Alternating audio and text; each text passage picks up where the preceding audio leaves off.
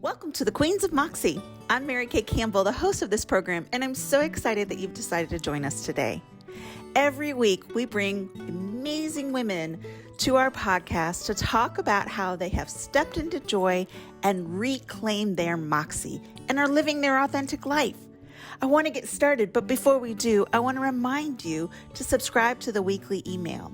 Simply go to queensofmoxie.com and click on Weekly Inspiration. That way, every Monday morning, you'll get a link to the latest podcast, a beautiful image, and a fabulous quote. It's a great way to start out your week. So let's get started with today's podcast. We're here today with Dr. Amber Tichenor, and oh my gosh, you guys, she's awesome.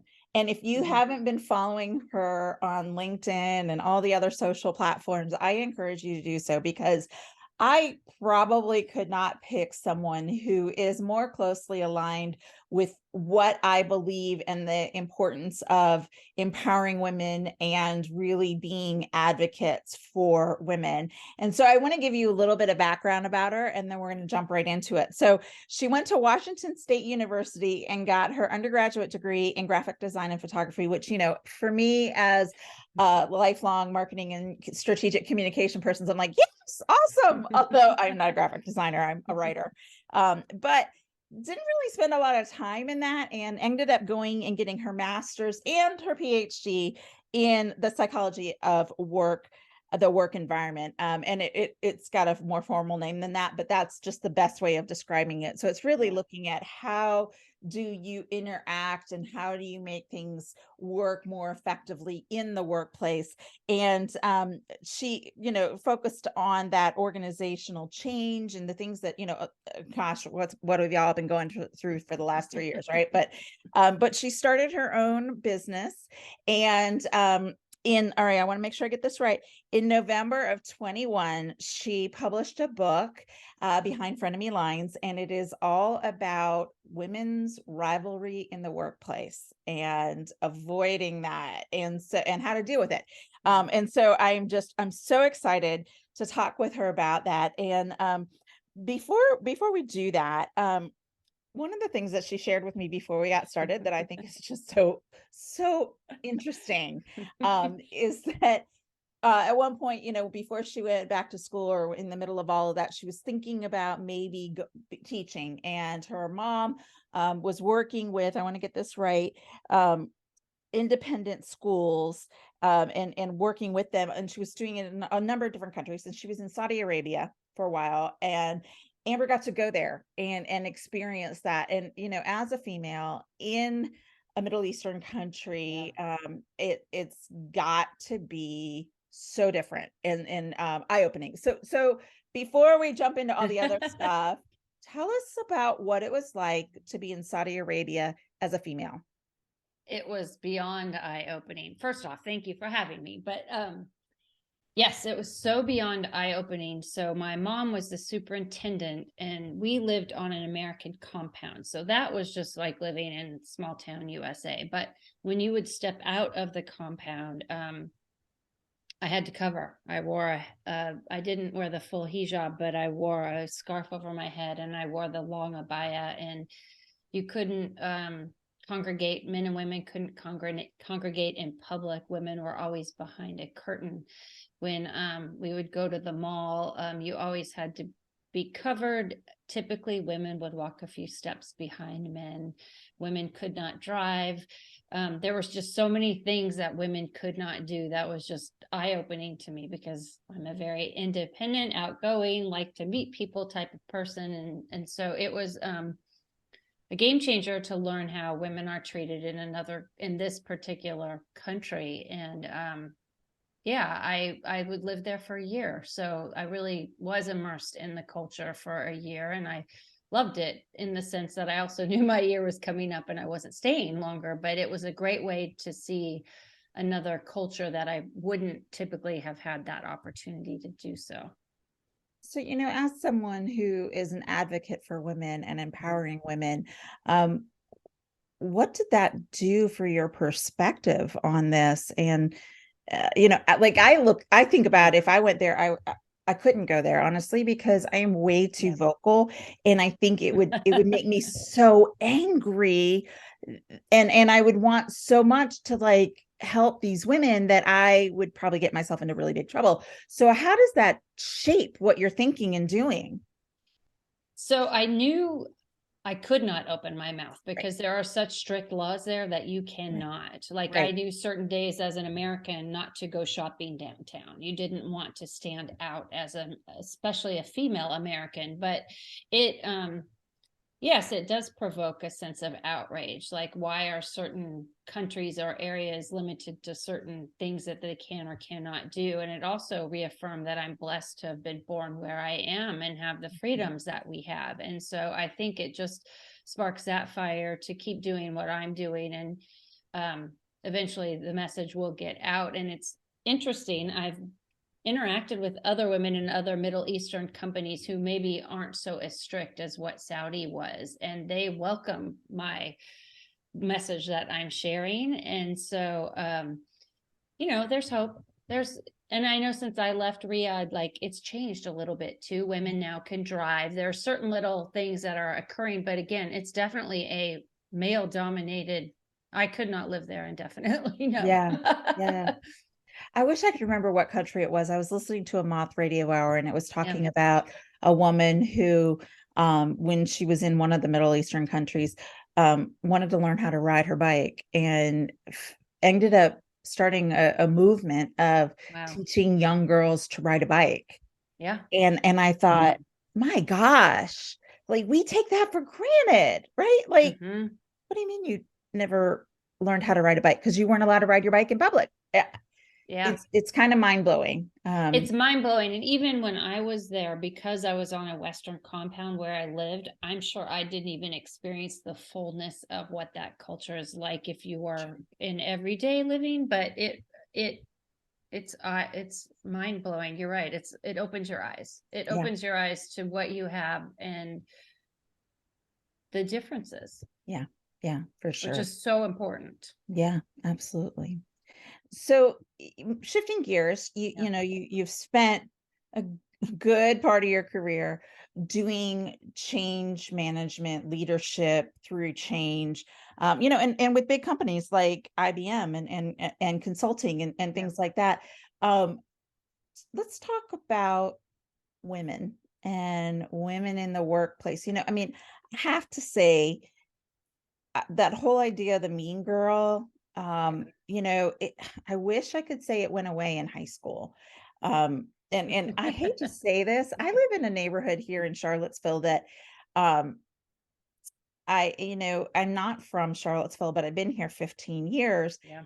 and there are very distinct cliques, and there are certain people, there's a couple pools in the neighborhood, and you go to the pool and there are certain people that will not even acknowledge you if other people are around. Now, if nobody else is around and they don't have anyone else to talk to, they'll say hi to you, and I literally have no patience for that. Yeah. I just don't. I don't blame you. Mm-mm. But I really wish I could say it goes away as you age, and it unfortunately doesn't. So let's talk No. about what you have learned through research, what you have learned through your work, and the work that you're trying to do. That's a loaded question. There's so many ways I could go, but I love it. There are. So yes, let's just start with the one that comes to mind. So often, so many people think mean girls are in high school or grade school or middle school, like it's at a young age. But no, I mean, yes, I'll even naively say, even after I had studied this, that I thought with my daughter, I had until like middle school, high school years. I was shocked when she was in kindergarten and she came home and was talking about some of these behaviors that were happening on the playground. And I went, oh, hold up. Oh my God. I thought I had time. And so, but what instantly resonated with me when she was relaying some of the stories that were happening on the playground was that was a learned behavior. At that age, those children do not have, it's not an innate behavior within them. So they were learning it from somebody that was modeling that behavior in their life. Yeah. Fast forward, college, the workplace, The neighborhood thing is a big one. And I have to tell you, I've heard so much of it, even more so, I think, with COVID, because everybody was kind of trapped, so you are maybe doing more things with a handful of very close people that, that was your circle while you were trying to get through COVID. But then I would hear stories about people saying they were excluding or getting mad that somebody was hanging out with somebody else, and all these mean older women stories. And so the one thing I've absolutely learned through my research is no age, no demographic, no culture, no race, nothing is off limits. In fact, it's very rare when I have talked to a woman about her experience of rivalry that she has not encountered even a little something in her life, because it's a female to female behavior. And just let me say too, I know this also happens with men or men to women, but I've only studied the female to female relationship aspect of it. But it can be very ugly. It can often be very intangible and very passive aggressive. And sometimes when it's occurring, you question yourself, because you think maybe, why would Mary Kay wouldn't do that to me? I didn't do anything to her. Yeah. No, I must have imagined it. So then you begin to doubt yourself. So there's just a lot of, it's not a black and white behavior. There are so many shades of gray. But what I do know, every woman who's experienced it, that has relayed their story to me, and especially if it's been ongoing, is when they experience it, they feel alone. And that's tragic. We're half the population in this world. No one should feel alone. No. Well, it's really interesting that you say that. So, I always feel funny saying my superpower is, but I love it. What is it? I've come to embrace it. I haven't gotten to the point where I can boldly state it without doing some kind of sort of I'm not trying to be arrogant, but no. One of my superpowers is connecting people and love it. Connecting with people. And so I turned 50 in May of last year. And so one of the things I did is I had this amazing friend who had this huge house at the Outer Banks who let me use it for free. And I mean, I think it sleeps 21 or something. It was insane, gorgeous. And so I invited a fair amount of women, not a lot, because I'm pretty selective in who I bring onto my island, because I am very conscientious of kindness and supportiveness and the things that make for a healthy environment. And so I have this friend who she wanted to come, but she was terrified because she's a force. She's amazing. I love her so much. But she has had several really, really bad experiences with women, and as an adult, and she felt so completely alone. She was terrified to come. And she still, even though she luckily came, because another person that we mutually know, I invited them both, and she wrangled her there, and she, left in tears because it was so powerful and such a meaningful experience. But even still, when I have, I have an annual ornament exchange party, and she was nervous about coming, and she was like, I'm so glad I came. And, and I know for me, it's really important to cultivate a group of people who I know are like-minded and are supportive and kind. It's that whole idea that surround yourself with women who, I think you've posted this, who, if you're not in the room, are singing your praises instead of, talking bad about you. How significant. Well, it's huge. And so in my research, you hit on the nail on the head. I've had so many women tell me they will never work for another woman again. They will never be on an all-woman team in the workplace, that they don't have female friends. And that last one is the one that just tears at my heart, because I'm not belittling their experience at all. It's they were burned, and were burned bad, maybe multiple times. And so they're beyond gun shy to put their foot out there again, to try again. But The other side of the fence is when you find these like-minded women who uplift and empower, it's a game changer. Yes.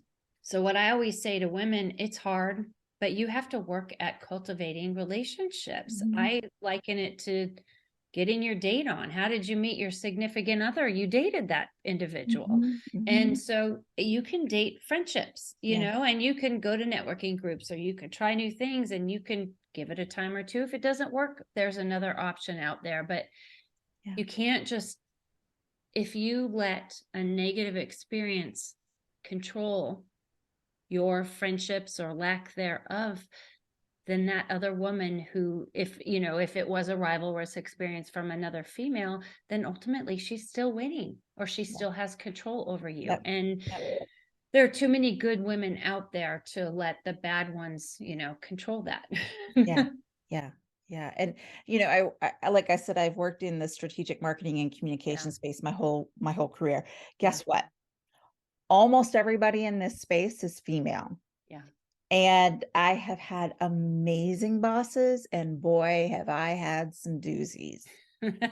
Yep. I mean, so bad and so toxic. And I look back and I think about how difficult that was, and the physiological response I had to that. It's not just, gosh, I Sunday night, I'm dreading tomorrow, like Sunday afternoon, you're like, oh my gosh, half your weekend is over and you're like dreading, right? Yeah. But it's also, I've had so many women share, it's a physical, there are physical things that occur. Yes. So it's interesting why I started what I do. I'd studied this, and then I thought I knew it all, like in a good way, but I thought I had empathy and I could relate, and I knew exactly what this felt like. So fast forward, I moved from DC to Richmond, and I am in a situation at work with another woman, and I just was thinking, okay, maybe I need to make a change. I've been on this project too long. I would put it back on me. Like, I feel we could talk better. I feel we could communicate better. What can I do? Try to talk to her. Nothing's wrong at all. But I had the Sunday blues. I would wake up Sunday and half of my weekend was wasted because I was so consumed by it, and pit in my stomach all the time. And it was actually my mom. I was driving to work one day and she said, I hate to see how you're doubting yourself all because of this other woman. And I was sick. I'm like, oh my gosh, I've studied this, and how do I not see it? Like, it was shocking. And so I went in and I quit that project immediately. And that's how I started the work I'm doing, because I thought, gosh, I'm filled with knowledge on this. And it's shocking that I don't see it, but what is it doing to women who don't have any insight at all? Like, it's tearing them apart. And so that's why I think we need to talk about this topic. I agree. And I think about this situation that I was in. I've never been in a situation like this particular one. And there were a number of factors that I think impacted my boss, but I literally, I wasn't the only one that she literally screamed at. But this one particular time, one of my colleagues was having chest pain, and I drove her to the urgent care.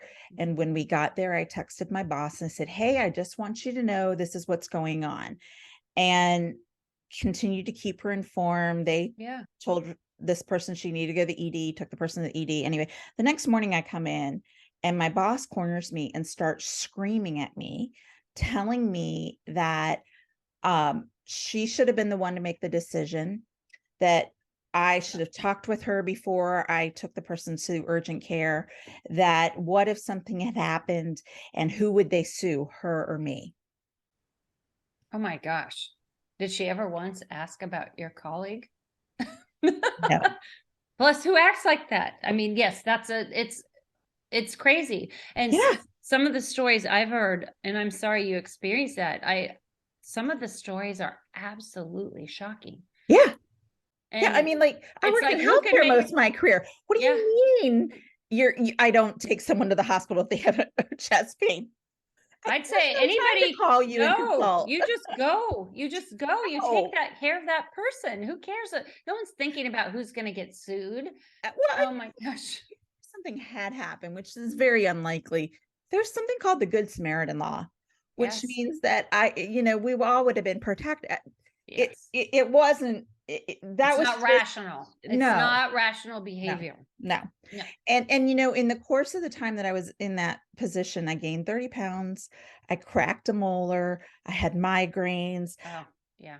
I'm trying to think what else. I had high blood pressure. I mean, like, it impacts you physically, and it also doesn't stay at work. no.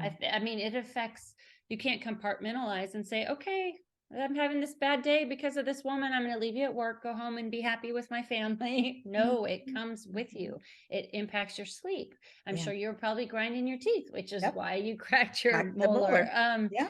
It's stressful. Yeah. And so when people say, oh, about female rivalry or a frenemy, it's just women being dramatic. It's a cat fight. It's, they'll get over it. And I think, no, it's bigger than that. And so if, there are different levels of it, but I especially think at work, if it continues, it's a form of a bullying situation. Absolutely. And it should be part of your in and outbound training about what to look for in a bullying at work. It's prevalent.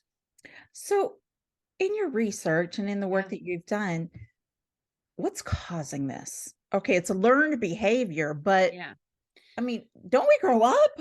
Well, there are so many factors. It could be a learned behavior. It could be, maybe you grew up in an environment where you were never good enough. Maybe you are mirroring it, like what we talked about from a prominent female figure in your life. Maybe you feel there's no room at the top and you're going to fight your way and kick down anybody and get in her way. So many different instances. I think there's a level of low self-esteem. Maybe it's also the need for control.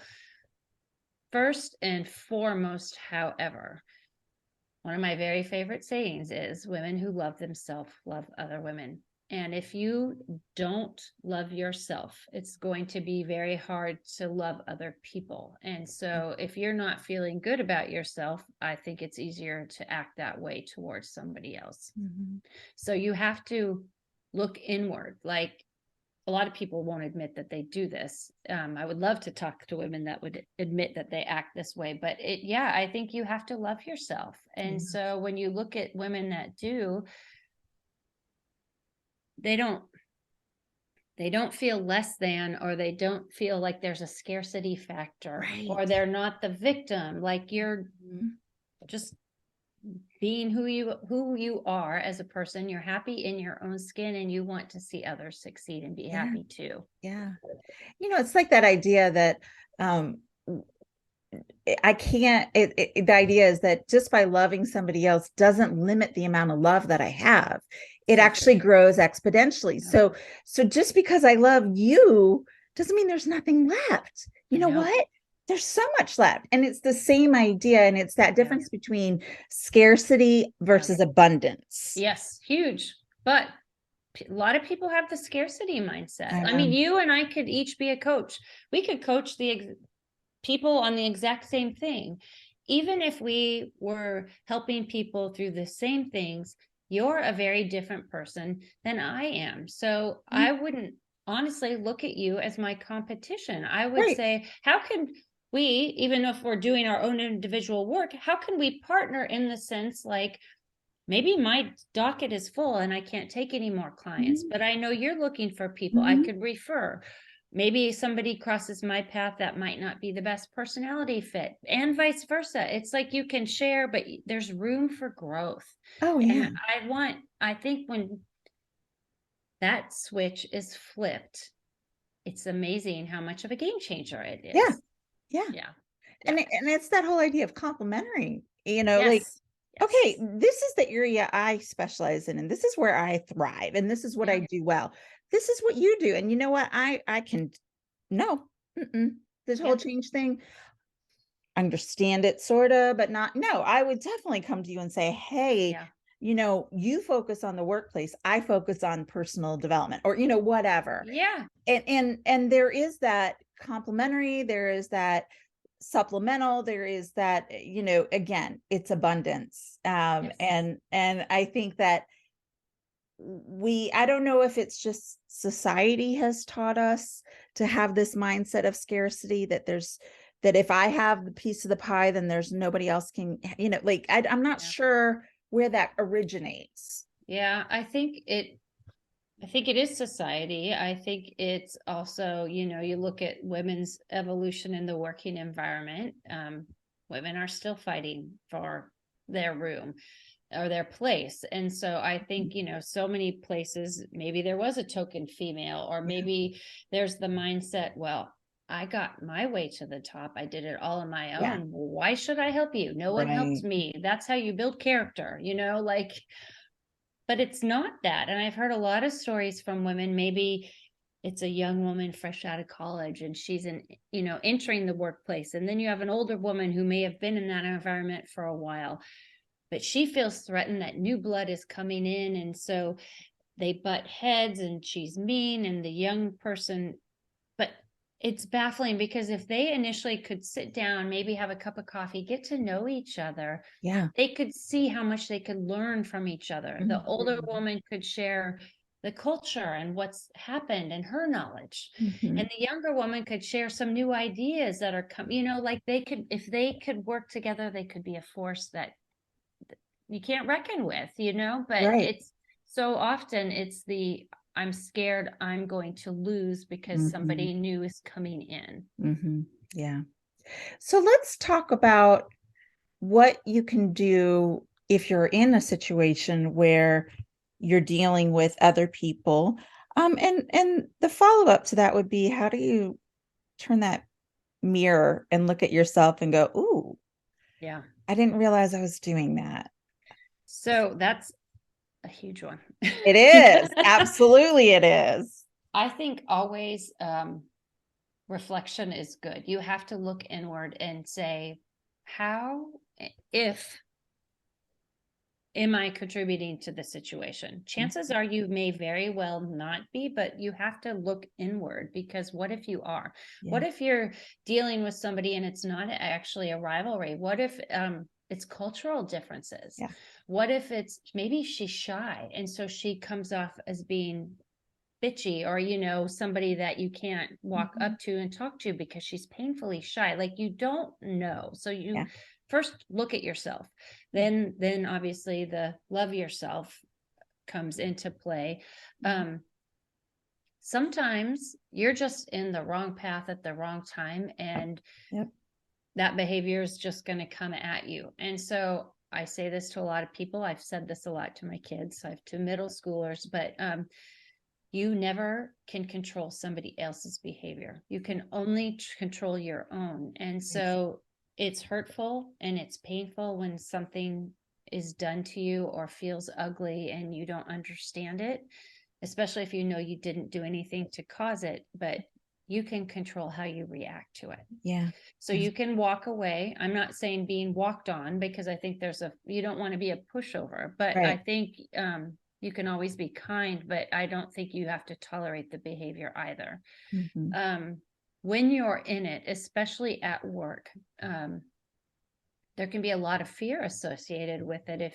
Especially if the woman has any say or control towards your salary, promotional track, and looking for a job. It can be a full-time job to look for a job. So it's not just so easy to go quit. But again, with these, as you have felt and experienced, again, with these behaviors, they're often so intangible, and they're passive aggressive.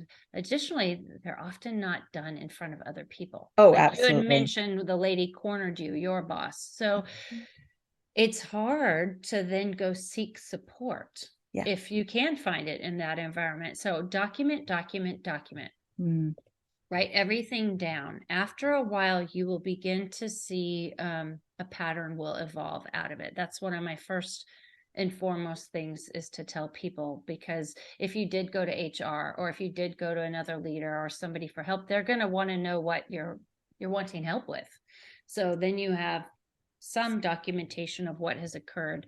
Even before that, if you feel comfortable, maybe talk to this individual one-on-one, maybe go have a cup of coffee or take a walk, get out of the working environment where, you know, the pressure isn't right there. But if you're working towards the same end goal, just say, hey, what can we do to partner and make this better?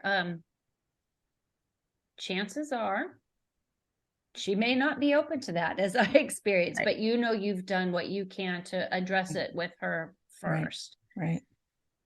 Those are just some little tips. I don't advocate just quitting. But again, I do advocate looking at and asking maybe some hard questions. If you're being treated this way at work, if there's no one you feel you can readily go to for support, whether or not you have your story together, you really need to look at, is this the environment worth staying in? And even if you did get help, would the environment change? So is the culture is the culture a psychologically safe culture for you to be in?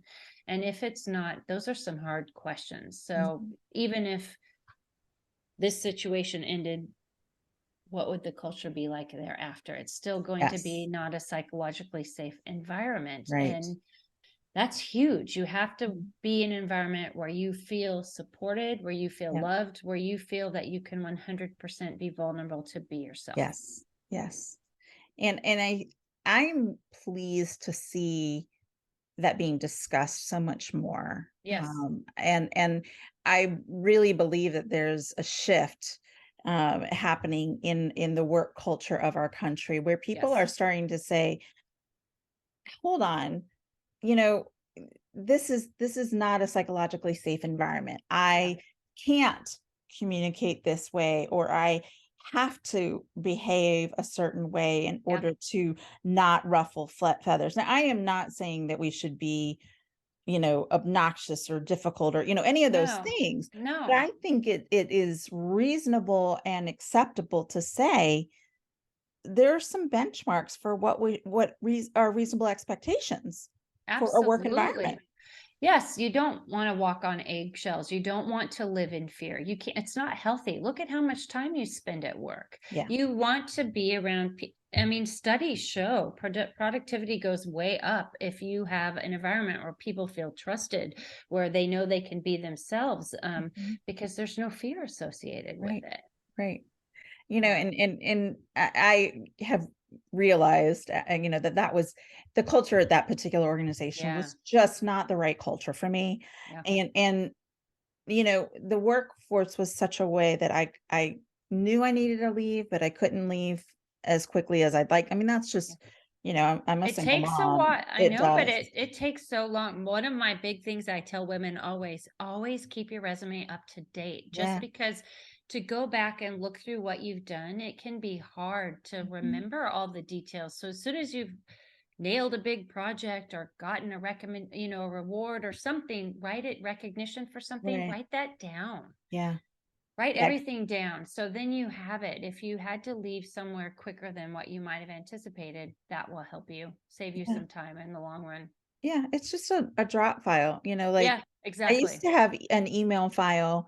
I've not been in the corporate world for a while, so I haven't needed it, but I used to have a drop file in my emails where I would send, you know, just copy or paste or drag over emails where people would send me that I had done a nice job or glad to work with me or whatever. And I would often pull those out at the time of my annual review to say, hey, here's some feedback that I got this year, you know, because having been a manager, you don't know all the things that your team is hearing that they're doing, you know, and it's nice to have that both for yourself, but also for your supervisor, you know, to be able to say, hey, I did this, but also keeping a file personally so that you have it.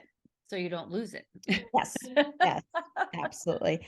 You know, you said something early on in for this question that I think is really important, about not knowing what's going on with somebody else, and being aware of that. So years ago, I guess it was probably 15 years ago, I worked with a woman who never smiled at me. And like, I thought she hated me. I really did. I absolutely thought she hated me.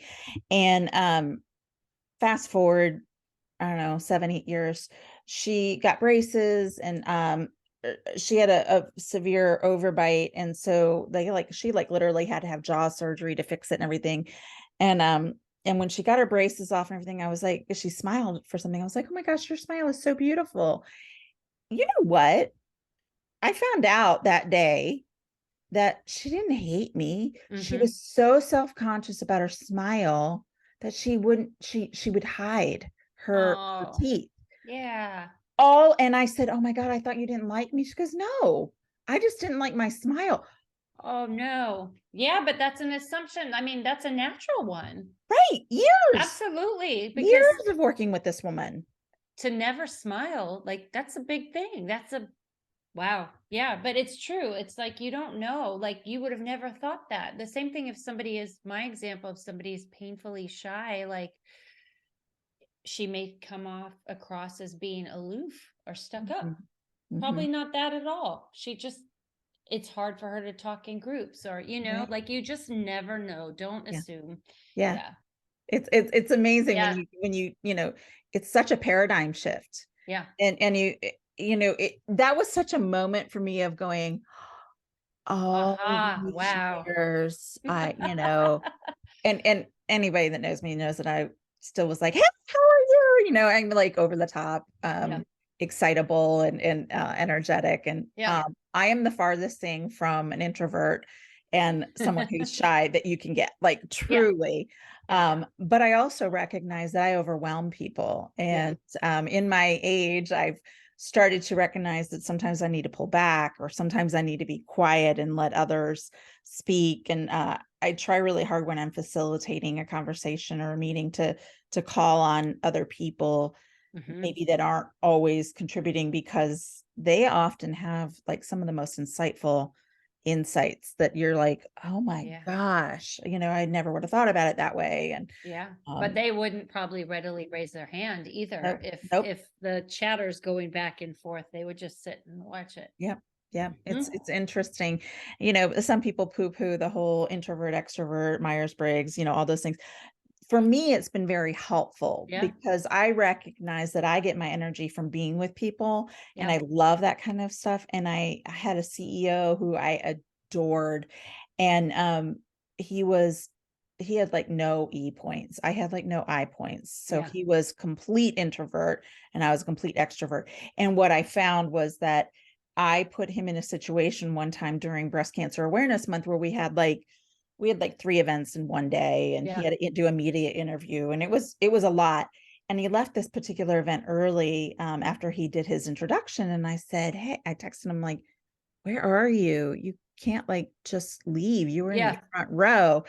And the next day he's like, I was so completely spent. I had nothing left in the tank. And I thought, oh, I should have thought through. You need some space. You need need downtime. You cannot do a media interview, something social. Like it was too much. It was way too much. It was way too much. Oh, so I do think that there's value in understanding the way in which others get energy, the way that they communicate, all of those things.